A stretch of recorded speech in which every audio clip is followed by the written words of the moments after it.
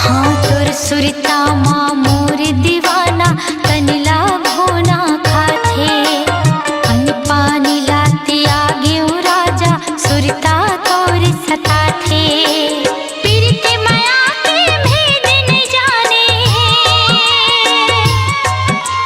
पीरते माया के भेद न जाने काबर बैरी बनाए रे मोला पगली बनाए मोला पगली बनाए रे भौरा का मोहन खवाए मोला पगली बनाए रे भौरा का मोहन खवाए कहाँ बिलम गे मोर पिरोही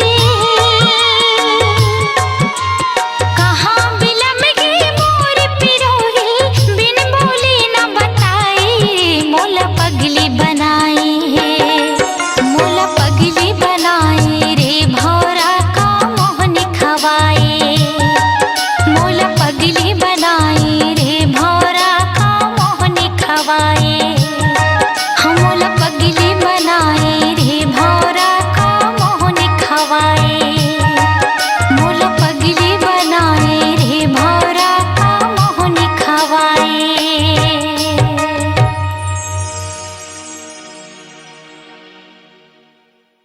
अपनी आवाज को दीजिए एक नया मुकाम। डिजिटल रिकॉर्डिंग की दुनिया का जाना पहचाना नाम स्वरांजलि, जहां गूंजती हैं ध्वनियां अपनी माटी की सौंधी सुगंध के साथ। छत्तीसगढ़ी संगीत के विविध रंग जो पहुंचाते हैं पूरे प्रदेश में डिजिटल रिकॉर्डिंग के संग। स्वरांजलि स्टूडियो, नेमीचंद गली नंबर 2, गंजपारा, रायपुर।